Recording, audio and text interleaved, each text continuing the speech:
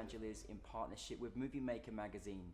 My name is Danny DeLillo and we're here at the Cameras Los Angeles showroom in West Hollywood, and I'm here with Fabien with his movie Roxy. Let's take a look at a clip.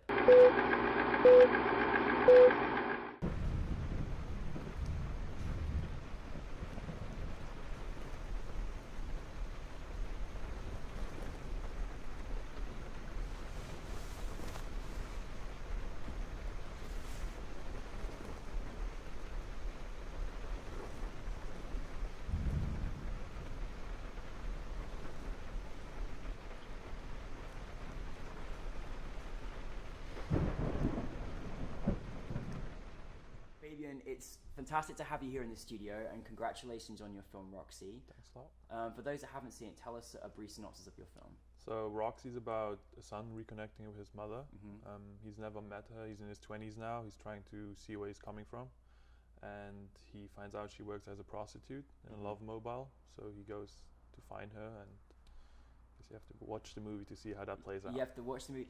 Listen, your movie was really powerful, and I think it's extraordinary when you can grasp the essence of those characters and storyline in such a small period of time. It's it's a really fantastic short film. Now, it's really kind of moving and quite striking. Is in the opening scene, you're sort of almost captured straight away. But where did the inspiration come for you for making the film? So I think the inspiration came from seeing those love mobiles in Germany on the freeways. I kept driving from Luxembourg to Düsseldorf, which is a city in Germany, and I kept seeing them. I kept seeing the trailers and just wondering. I was intrigued by the idea of prostitutes working in there, what their working conditions were, I guess the kind of customers who go there. All those things interested me, and I just kept seeing them. I just thought this should be made into a movie. And then I think the idea was, who would one of those women not expect to come to their trailer? And that's how I came up with the storyline of, what if her son shows up and she doesn't even know it's her son in the beginning.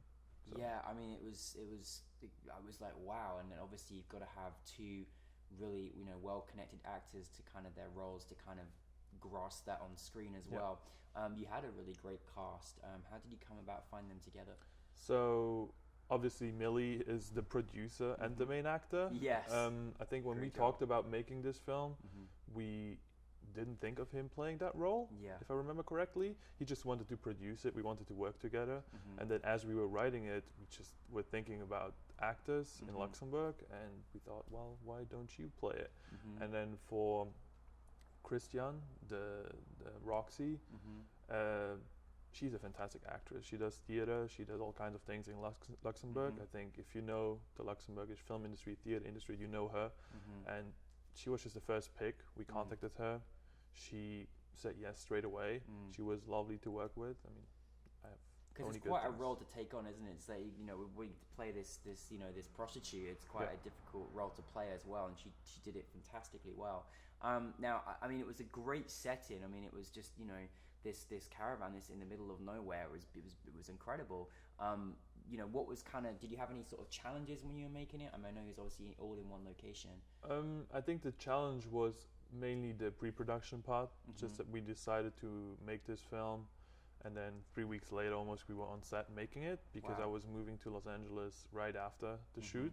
So we didn't have a lot of time. So we just had a kind of boot camp situation where we sat down in an apartment, we wrote the script, we were making phone calls, pulling in crew, doing all those things. There were a lot of other shoots happening the same weekend.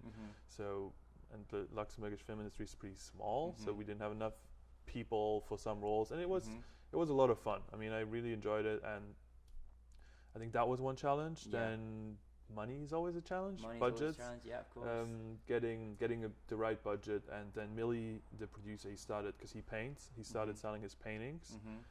He sold them to all kind of people in Luxembourg. Our prime minister bought one. Just sold them to the prime minister, of course. Why wouldn't you? It was really amazing.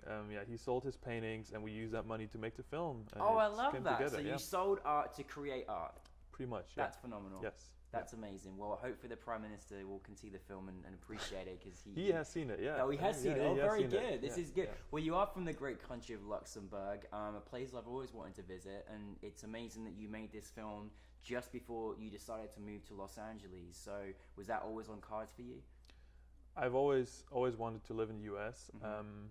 So I kind of always knew that was going to happen. I stopped over in the UK first, lived in the UK for a few years before coming out here. I hope they were good to you. They were, yeah. Good. And I love LA. I love living here. I also love Luxembourg. I love going back. I'm trying to work in both places. We have a great industry in Luxembourg that's growing rapidly right now. Yeah. A lot of support from the government, everything. I hope to work there and here at the same time. I mean, I think it's great. We love the connectivity between Los Angeles and the fact that you're leading, the film industry in Luxembourg and bringing more opportunities is really fantastic. Now, what would you say, having come from Luxembourg and being here, what's it like to have your film screened in Los Angeles, where you've literally just made a film and now you're here? What is it like to have your film screened in NewFilmmakers LA? It was amazing. I mean, I attended the screening last night, and it seems more like a big family. Yes. I've been to several festivals, and some of them they're not as personal. I like how this feels like a big family, people coming together. I talked to some people who got the yearly memberships who said, and I want to do that too now, because they said I come here every month. I meet people, we network, we watch good films together. The quality of the films was very high, which also you don't always find at festivals. So. That's amazing. We're glad you said that. We always say we're family, we're a filmmaking family. So it's lovely that you feel that way, and we're very grateful for your film. So what is next for you, Fabien?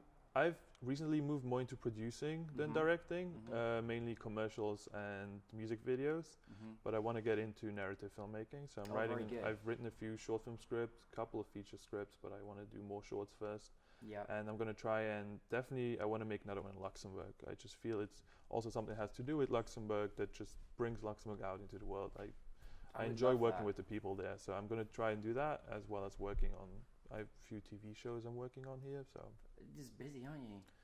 Right now, I can't complain. But yeah, no, it's fantastic. Well, you honestly it was a really fantastic short film, great narrative short film. Really enjoyed it, and we all really loved it, and we very much look forward to more of your work. So thank you very much for joining us. Thank you very much. Thank you.